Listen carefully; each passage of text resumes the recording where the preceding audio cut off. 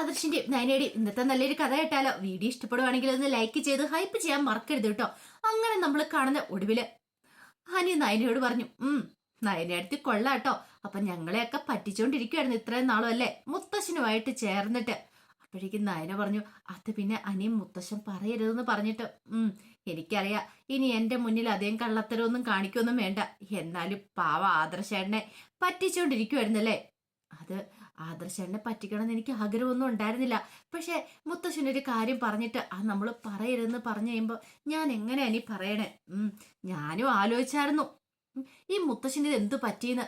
കാരണം ആദർശേട്ടനെ അത്രമാത്രം ഇഷ്ടപ്പെടുന്നൊരു മുത്തശ്ശന് പെട്ടെന്നൊരു സുപ്രഭാതത്തിൽ വീട്ടിൽ നിന്ന് ഇറക്കി വിടുക. അതിന്റെ പേരിൽ എനിക്ക് നല്ല സങ്കടവും ദേഷ്യവും ഒക്കെ ഉണ്ടായിരുന്നു മുത്തശ്ശനോട്. പക്ഷെ ഇപ്പോഴെനിക്ക് സമാധാനമായി. അയോധ്യയിലെ രാജാവിനെ പോലെ പടിയിറങ്ങിപ്പോയെങ്കിലും തലയെടുപ്പോടുകൂടി തന്നെ ഉറപ്പായിട്ടും ആദർശേട്ടൻ ആ വീട്ടിലേക്ക് തിരികെ വരണം. ആദർശേട്ടനോടൊപ്പം നയനേടത്തിയും വരണം. അതാണ് എൻ്റെ ആഗ്രഹം. അല്ലെങ്കിലും ഒരിക്കലും ആ വീട്ടില് അല്ലെങ്കിൽ ആ കസേരയിലിരിക്കാൻ ഞാൻ യോഗ്യനല്ല. അത് ആദർശേട്ടനാന്ന് പറഞ്ഞു. അപ്പോഴേക്കും നയന പറഞ്ഞു, അതെ, തൽക്കാലത്തേക്ക് അനീത ആദർശനോട് പറയണ്ട കേട്ടോ. ഞാൻ പറയാനൊന്നും പോകുന്നില്ല നയനടുത്തി. എന്തായാലും കാര്യങ്ങളൊക്കെ ഇപ്പോഴെങ്കിലും അറിഞ്ഞല്ലോ. ഇപ്പോഴെനിക്കൊരു സമാധാനമായത്. ഇപ്പൊ എനിക്ക് മുത്തശ്ശനോട് ബഹുമാനം കൂടിയിട്ടുള്ളൂ. നയന പറഞ്ഞു, എല്ലാവർക്കും ഒരു വിചാരമുണ്ട് മുത്തശ്ശൻ ഏറ്റവും കൂടുതൽ ബിസിനസ്സിനെ സ്നേഹിക്കുന്നെന്ന്. പക്ഷെ അങ്ങനെയല്ല. അനി പറഞ്ഞു, അതെനിക്കിപ്പം മനസ്സിലായി. കുടുംബം കഴിഞ്ഞിട്ടോ മുത്തശ്ശന് ബാക്കി എന്തു ഉള്ളെന്ന്. പക്ഷെ ബാക്കിയുള്ളവരുടെ മുന്നിൽ മുത്തശ്ശന്റെ അഭിനയം അങ്ങനെയല്ലോ എന്ന് പറഞ്ഞു. ഒരു കാര്യം ചെയ്യാം, ഞാൻ മുത്തശ്ശനെ ഒന്ന് വിളിക്കട്ടെ എന്ന് പറഞ്ഞു. അങ്ങനെ മുത്തശ്ശനെ വിളിച്ചനി. അപ്പോഴേക്കും മുത്തശ്ശൻ ചോദിച്ചു, നീ ഇത് എവിടെയാടാ? അതെ, പ്രശസ്ത ഡിസൈനർ നയനയടത്തിയോടൊപ്പമാന്ന് പറഞ്ഞു. ഞാൻ കൊടുക്കാന്ന് പറഞ്ഞു. അങ്ങനെ നയനയ്ക്ക് ഫോൺ കൊടുത്തു. അപ്പോഴേക്കും മുത്തശ്ശൻ പറഞ്ഞു, എന്ത് ചെയ്യാനാ മോളെ, അവൻ ഇവിടെ വന്ന് ഓരോ കാര്യങ്ങളൊക്കെ ചോദിച്ചു. മോളെ ഫോൺ വിളിച്ചില്ലേന്നൊക്കെ തെളിവ് സഹിതം ചോദിച്ചു കഴിഞ്ഞപ്പോ എനിക്കൊന്നും പറയാൻ പറ്റില്ല. കള്ളത്തരങ്ങളൊന്നും എന്റെ നാവി വന്നില്ല. പിന്നെ സത്യങ്ങളൊക്കെ എനിക്ക് തുറന്നു പറയേണ്ടതായിട്ട് വന്നു. അത് സാരമില്ല മുത്തശ്ശ. പിന്നെ ഒരു കാര്യം എന്നോട് പ്രത്യേകം പറയണം. ആദർശനോട് പറയരുതെന്ന്. അതൊക്കെ ഞാൻ പറഞ്ഞിട്ടുണ്ട്. അതൊക്കെ അരി പറഞ്ഞോളൂ. പിന്നെ മോളെ, അവന് കല്യാണത്തിന് അത്ര താല്പര്യമില്ല അവന്തികയുമായിട്ടുള്ള. അതും കൂടെ മോളൊന്ന് ഉപദേശിച്ചേക്കണം എന്ന് പറഞ്ഞു. അതൊക്കെ ഞാൻ ഏറ്റു മുത്തശ്ശാന്ന് പറഞ്ഞു. അങ്ങനെ കോള് കട്ട് ചെയ്ത് കഴിഞ്ഞപ്പോഴത്തേനും നയന പറഞ്ഞു, ഇതേ മുത്തശ്ശൻ ഇപ്പോഴും കൂടെ ഒരു കാര്യം പറഞ്ഞോളൂ. അവന്തികയായിട്ടുള്ള വിവാഹക്കാര്യത്തെക്കുറിച്ച് അനിയുടെ. നിനക്ക് സമ്മതമല്ല എന്ന് പറഞ്ഞു. നിന്നെ കൊണ്ട് എങ്ങനെയില്ലെങ്കിൽ സമ്മതിപ്പിക്കണമെന്ന്. നയനടുത്തി, ഇപ്പോഴെനിക്ക് എന്താ തോന്നുന്നറിയാവോ? ശരിക്കും പറഞ്ഞാല് അവളുമായിട്ടുള്ള വിവാഹത്തെക്കാളും ഭേദം ഞാൻ പോയി ആത്മഹത്യ ചെയ്യുന്നതാണ്. ആത്മഹത്യ ചെയ്യാൻ എനിക്ക് തോന്നേ. നിങ്ങൾക്കൊക്കെ അറിയാലോ എന്റെ മനസ്സെന്താന്ന്. എനിക്ക് ഒരിക്കലും അവളെ അംഗീകരിക്കാൻ പറ്റില്ല. എനിക്ക് അവളെ എന്റെ ഭാര്യയായിട്ട് കാണാൻ പോലും എനിക്ക് പറ്റില്ല. ഒരു പക്ഷേ ഞാൻ ഇന്ന് വരെ മുത്തശ്ശിയൊന്നും ധിക്കരിച്ചിട്ടില്ല. പക്ഷെ ആദ്യമായിട്ട് എനിക്ക് ധിക്കരിക്കേണ്ടതായിട്ട് വരും. അത് കേട്ടപ്പോൾ നയൻ പറഞ്ഞു, അങ്ങനെ ഒന്നും പറയരുതനി. ഇപ്പൊ നന്ദു ഇവിടുന്ന് പോയപ്പോ നന്ദുവിനെ ഞാനൊന്ന് ഉപദേശിച്ച് വിട്ടതുള്ളൂ. നീ പ്രശ്നമൊന്നും ഉണ്ടാക്കരുത്. നയൻ്റെ അടുത്തേക്ക് അത് പറയാം. പക്ഷെ എന്റെ അവസ്ഥ എനിക്കല്ലേ അറിയുള്ളൂ. അതും പറഞ്ഞിട്ട് അനി പിന്നെ അവിടെ നിന്നില്ല. അപ്പൊ തന്നെ അവിടുന്ന് ഇറങ്ങുകയും ചെയ്തു. നയനയ്ക്ക് ഭയങ്കര സങ്കടമായി. കുറച്ചു കഴിഞ്ഞപ്പോ അനി എന്ത് ചെയ്തു, നന്ദുവിനെ ഫോളോ ചെയ്ത് പോവാണ്. അങ്ങനെ ഒടുവില് നന്ദുവിനെ വഴിയിലിട്ട് പിടികൂടി. പിന്നെ നന്ദുവിനോട് പറഞ്ഞു, നീതേ കാറിലേക്ക് കയറാൻ പറഞ്ഞു. ദേനി വെറുതെ അനാവശ്യം കാണിക്കരുത്. എനിക്ക് എന്തായാലും ചുറ്റിക്കറങ്ങി നടക്കാനും സമയമില്ല. നീ പോവാൻ നോക്ക്. നന്ദു, നീ ഇത് എന്ത് വർത്താനാ പറയണേ? മര്യാദയ്ക്ക് ഇങ്ങോട്ടേക്ക് വാ എന്ന് പറഞ്ഞു. അപ്പോഴേക്കും നന്ദു പറഞ്ഞു, അനി, ഞാൻ പറഞ്ഞല്ലോ എനിക്ക് നീയുമായിട്ടുള്ള സൗഹൃദം മുന്നോട്ട് കൊണ്ടാൻ താല്പര്യമില്ലെന്ന് പറഞ്ഞു. സൗഹൃദമോ? നമ്മൾ തമ്മിൽ സൗഹൃദം മാത്രമേ ഉണ്ടായിരുന്നുള്ളോ? നീ എന്തൊക്കെയാടി പറയണേ? നിനക്കെന്താ ഒരു ബോധമില്ലേ? ഞാൻ നിന്നോടൊരു കാര്യം പറഞ്ഞിട്ടുണ്ട്. എന്തൊക്കെ സംഭവിച്ചെന്ന് പറഞ്ഞാലും ഇനി ഞാൻ നിന്നെ ആർക്കും വിട്ടുകൊടുക്കുന്ന പ്രശ്നമില്ല. പിന്നെ അറിയാലോ, ഞാൻ എന്ത് ഒന്നാകെ തന്നെ ചെയ്യും. അങ്ങനെ നമ്മളൊരു തീരുമാനമൊക്കെ എടുത്തല്ലേ, എന്നിട്ടാണോ നീ ഇപ്പൊ ഇങ്ങനെയൊക്കെ പറയണമെന്ന് ചോദിച്ചു. ഇനി പോവാൻ നോക്ക്. ഇല്ല, ഞാൻ പോകത്തില്ല. മര്യാദയ്ക്ക് ഇങ്ങോട്ട് വരാനും പറഞ്ഞാൽ കയ്യിലേക്ക് അങ്ങോട്ട് കയറി പിടിച്ചു. അപ്പോഴേക്കും നന്ദു പറഞ്ഞു, ഇത് ആരെങ്കിലും കാണും, പ്രശ്നമാവും. ആര് കണ്ടാലും എനിക്ക് കുഴപ്പമില്ല. റോഡ് വെച്ചൊരു സീൻ ഉണ്ടാവുകയാണെ ഉണ്ടാവട്ടെ എന്ന് പറഞ്ഞു. ഒടുവില് സ്കൂട്ടി സൈഡിൽ പാർക്ക് ചെയ്തിട്ട് നന്ദു അനിയുടെ കാറിലേക്ക് കയറി. ആ സമയത്ത് അനി പറഞ്ഞൊരു കാര്യം ഞാൻ പറയാം. നിനക്കറിയാലോ ഞാൻ നിന്നെ എത്രമാത്രം സ്നേഹിക്കുന്നുണ്ടെന്ന്. അനി, അതൊന്നും നടക്കില്ല. നിനക്കറിയാലോ ഇപ്പോഴത്തെ സാഹചര്യം എന്താന്ന്. എന്ത് വേണമല്ലോ ആയിക്കോട്ടെ. ദേ അനി, ഇപ്പം മിക്കവാറും നമ്മളെ പിന്തുടരാനായിട്ട് ആള് പുറകെ കാണുമായിരിക്കും. അവര് കണ്ടു കഴിഞ്ഞിട്ടുണ്ടെങ്കിൽ അത് പ്രശ്നമാവില്ലേ? ആവട്ടെ. അങ്ങനെയാണ് കാര്യങ്ങൾ കുറച്ചുകൂടി എളുപ്പമാവുമല്ലോ. നീ എന്തിനാ ഇങ്ങനെ വിഷമിക്കുന്നേ? ഇന്ന് എന്റെ ജീവിതത്തിൽ ഏറ്റവും സന്തോഷം നിറഞ്ഞൊരു ദിവസമായിരുന്നു. ആ സന്തോഷം നീയായിട്ട് പങ്കുവെക്കണം എന്ന് എനിക്ക് തോന്നിയിട്ടുണ്ടായിരുന്നു. പിന്നെ അതിനേക്കാളും വലിയൊരു സന്തോഷമുള്ള കാര്യം നടക്കുകയും ചെയ്തു. അത് നിന്നോട് എനിക്ക് പറയുകയും വേണം. പക്ഷെ ഒരു കാര്യമുണ്ട്. നീ ഇങ്ങനെ അതിൻ്റെ ഇടയ്ക്ക് വലിയൊരു തടസ്സമായിട്ട് ഇങ്ങനെ നിന്നിട്ടുണ്ടെങ്കിൽ അതെങ്ങനെ ശരിയാവുന്നതെന്ന് ചോദിച്ചു. പിന്നീട് അനി കാർ സ്റ്റാർട്ട് ചെയ്തു. നന്ദുവിന് കൂടുതലായിട്ടൊന്നും പറയാനും പോയില്ല. ഇതേ സമയത്ത് മാളവിക ആദർശം തമ്മിൽ കാണുവാണ്. മാളവികയോട് ആദർശ് പറഞ്ഞു, അതെ സൂക്ഷിക്കണം, എനിക്ക് മെസ്സേജ് എത്തിയിട്ടുണ്ട്. കാരണം ഇതിനു മുമ്പ് ഇതുപോലെ മെസ്സേജുകളൊക്കെ വന്നിരിക്കുന്ന എല്ലാം കൃത്യമായിരുന്നു. നമ്മളെ സഹായിക്കുന്നവരുടെ മെസ്സേജാ വന്നിരിക്കുന്നത്. അവസാനം വന്ന മെസ്സേജ് മാളവികയുടെ ജീവൻ ആപത്താന്നും പറഞ്ഞാ വന്നിരിക്കുന്നത്. അതെന്താ, എന്നെ ആരെങ്കിലും കൊല്ലുമെന്ന് സാറിന് പേടിയുണ്ടോ? പേടിയുണ്ട്. മാളവികയ്ക്ക് എന്തെങ്കിലും സംഭവിച്ചാൽ മാളവികയുടെ ഭർത്താവിനോട് ഞാൻ വേണ്ടേ സമാധാനം പറയാനിട്ട്? ഞാനല്ലേ മാളവിക ഇങ്ങോട്ടേക്ക് കൂട്ടിക്കൊണ്ടു വന്നേ. മാളവികയ്ക്ക് ഒരു പോറൽ പോലെ ഏൽക്കാൻ പാടില്ല, അറിയാലോ. അപ്പോഴേക്കും മാളവി പറഞ്ഞു, അങ്ങനെയൊന്നും ഉണ്ടാകത്തില്ല സാറേ. അതൊന്നും പറയാൻ പറ്റില്ല. ഇപ്പൊ തന്നെ അറിയാലോ അവിടുത്തെ കാര്യങ്ങളൊക്കെ. AN ജ്വല്ലറിയുടെ പിന്നിൽ ആരാ എന്താന്നൊക്കെ ഉള്ള രഹസ്യങ്ങൾ പുറത്തു വന്നു കഴിഞ്ഞിട്ടുണ്ടെങ്കിൽ പിന്നെ അധികം നാളൊന്നും അവർക്ക് പിടിച്ചിരിക്കാൻ പറ്റില്ല. ഈ പറയുന്ന അബി ഒരു പക്ഷേങ്കിൽ അബിയുടെ അച്ഛനാണ് നാഗേന്ദ്രൻ എന്നുള്ള കാര്യങ്ങളൊക്കെ അതൊക്കെ പുറത്തു പറയണം. അപ്പൊ അതിന് കുറച്ച് സമയം കൂടെ വേണ്ടി വരും. അപ്പോഴേക്കും മാളവി പറഞ്ഞു, ഇപ്പോഴത്തന്നെ ഏകദേശം അബി ഓരോ കാര്യങ്ങളൊക്കെ വെളിപ്പെടുത്തി തുടങ്ങി. ഡേവിഡ് അബിയുടെ മുന്നിൽ ഒന്നുമല്ല എന്നൊക്കെയുള്ള കാര്യങ്ങളൊക്കെ വെളിപ്പെടുത്തിക്കൊണ്ടിരിക്കുന്നത്. ഈ സമയത്ത് ഈ പറയുന്ന നാഗേന്ദ്രനും ഡേവിഡും അയച്ചൊരു ഗുണ്ട അങ്ങോട്ടേക്ക് വന്നിട്ടുണ്ടായിരുന്നു. അയാൾ ഇവര് തമ്മിൽ സംസാരിക്കുന്നതൊക്കെ രംഗങ്ങളൊക്കെ ചിത്രീകരിക്കുകയാണ്.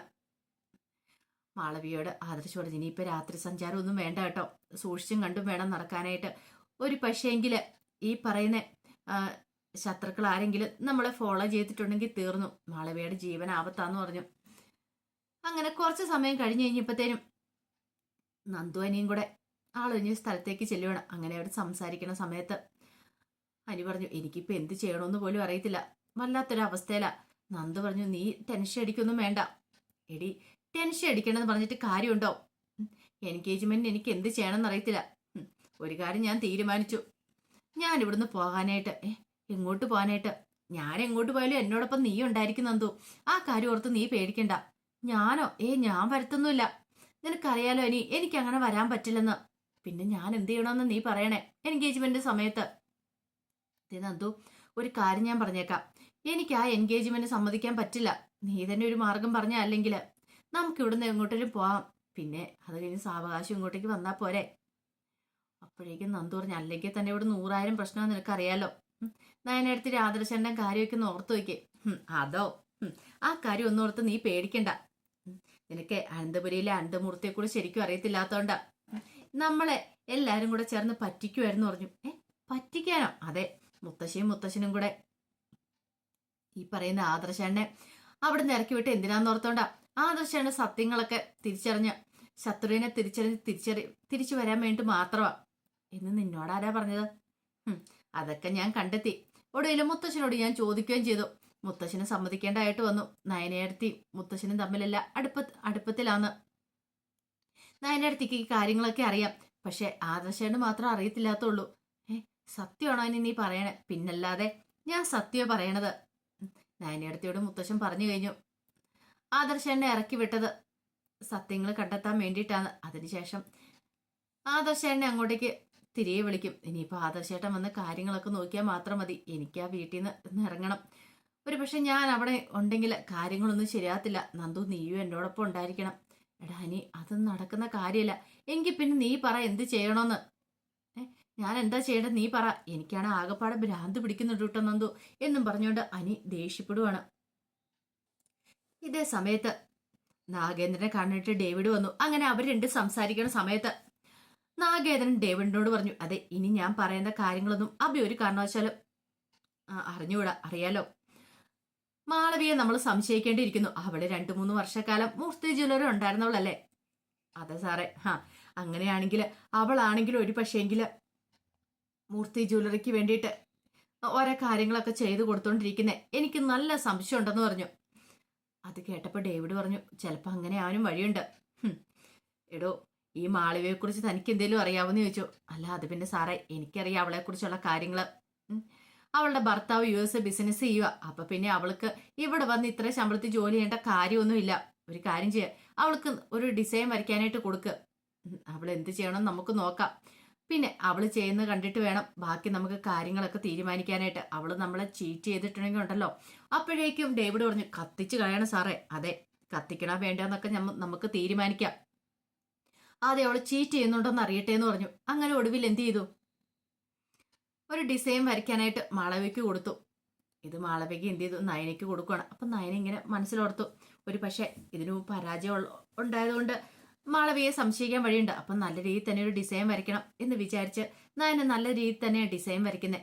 ഈ സമയത്ത് മാളവി എന്ത് ചെയ്യൂ, അതിന്റെ പ്രിന്റും കാര്യങ്ങളൊക്കെ എടുക്കുകയാണ്. ഫോണിനകത്തേക്ക് നോക്കി എല്ലാ കാര്യങ്ങളെല്ലാം സെറ്റ് ചെയ്തിട്ട് അതിന്റെ പ്രിന്റും കാര്യങ്ങളൊക്കെ എടുത്തിട്ട് അതുമായിട്ട് നേരെ ഡേവിഡിന്റെ അടുത്തേക്ക് വന്നു. പിന്നീട് ഡേവിഡിന് ആ ഡിസൈൻ കൊടുക്കുകയാണ്. ഡേവിഡ് ഡിസൈനൊക്കെ നോക്കി. ഈ സമയത്ത് മാളവിക പറഞ്ഞു, എന്നാലും നമുക്കൊരു പരാജയം ഉണ്ടായില്ലേ സാറേ. എനിക്കറിയാം മാളവികയെ, അത് നിന്റെ കഴിവുകൾ കൊണ്ടൊന്നും അല്ലല്ലോ. നീ നല്ല രീതിയിൽ തന്നെ പെർഫോം ചെയ്തു. പക്ഷെ നമുക്ക് ഭാഗ്യമില്ലാതായിപ്പോയി, അതുകൊണ്ട് സംഭവിച്ചല്ലേ. അതെ, വിഷമിക്കൊന്നും വേണ്ട. നമ്മൾ ഒരു തവണ പരാജയപ്പെട്ടെന്ന് ഓർത്തോണ്ടേ നമ്മൾ പിന്മാറാനൊന്നും പോകുന്നൊന്നുമില്ല. പിന്നെ മാളവികയ്ക്ക് പേടിക്കൊന്നും വേണ്ട കേട്ടോ. മാളവികയ്ക്ക് ഇനി കുറച്ചുകൂടി സാലറി ഒക്കെ കൂട്ടിത്തരാൻ തീരുമാനമായിട്ടുണ്ട്. മാളവിക അതുകൊണ്ട് ധൈര്യമായിട്ടിരിക്കുക. അല്ല സാറേ, ഞാൻ കാരണം എന്തിനാ ടെൻഷൻ അടിക്കണേ. മാളവിക നല്ല രീതിയിൽ തന്നെ പെർഫോം ചെയ്യുന്നുണ്ടല്ലോ എന്നൊക്കെ പറഞ്ഞു. അങ്ങനെ മാളവി അങ്ങോട്ട് പോയി. കുറച്ചു നേരം കഴിഞ്ഞപ്പോൾ ഡേവിഡ് നാഗേന്ദ്രനെ കാണാനായിട്ട് വന്നു. നാഗേന്ദ്രനോട് കാര്യങ്ങൾ സംസാരിക്കുന്ന സമയത്ത് നാഗേന്ദ്രൻ എന്ത് ചെയ്തു, ആ മുറിയിലെ മാളവികയുടെ മുറിയിലെ CCTV ദൃശ്യങ്ങളും കാര്യങ്ങളൊക്കെ എടുക്കുകയാണ്. എടുത്ത് നോക്കി കഴിഞ്ഞപ്പോഴത്തേനും അതിനകത്ത് വളരെ വ്യക്തമായിട്ടുണ്ടായിരുന്നു മാളവിയെ പ്രിന്റ് എടുക്കുന്നതും കാര്യങ്ങളും എല്ലാം. കണ്ടോടോ ഡേവിഡെ, ഞാൻ പറഞ്ഞിപ്പോ എങ്ങനെയുണ്ട്? അവളുടെ സൃഷ്ടിയല്ല ഇതൊന്നും.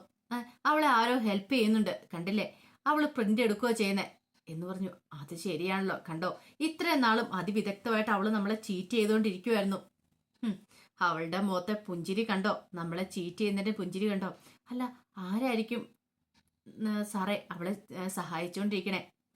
എടോ, അത് മിക്കവാറും നയനയായിരിക്കും. എന്തുകൊണ്ട് നയനയായി കൂടുന്നില്ല? നയനയോ? അതെ, നയനയായിരിക്കും. ഒരു പക്ഷേങ്കില് നയനയുടെ മുകളിൽ അതുകൊണ്ടല്ലേ അവളെത്താത്തെ. അവര് സഹായിക്കുന്നുണ്ടായിരിക്കും. സഹായിക്കുന്നുണ്ടോണ്ട് കൃത്യസമയത്ത് തന്നെ നമ്മൾ പരാജയപ്പെടുകയും ചെയ്യുന്നത്. അങ്ങനെയാണെങ്കിൽ ഇത് വെറുതെ വിടാൻ പറ്റില്ല എന്ന് പറഞ്ഞു. അപ്പോഴേക്കും ഡേവിഡ് പറഞ്ഞു, എങ്കിൽ അവളെ തീർക്കണമെന്ന് പറഞ്ഞു. ശരിയാ, ഇനി അവളെ ഭൂമിക്ക് വീരെ വെച്ചോണ്ടിരുന്നിട്ട് കാര്യമില്ല. അവളെ എത്രയും പെട്ടെന്ന് തന്നെ തീർക്കണം എന്നൊക്കെ ഒരു തീരുമാനം അവരെടുക്കുന്നുണ്ട്. അപ്പൊ അതിന്റെ കഥകളൊക്കെ നമ്മൾ കാണുന്നത്. ഇതിന്റെ ബാക്കി വിശേഷങ്ങളുമായിട്ട് വൈകുന്നേരത്തെ പ്രമോയി വരാട്ടോ. ഒരിക്കൽ കൂടി എല്ലാവർക്കും ശുഭദിനം നേർന്നുകൊണ്ട് നിർത്തുന്നു.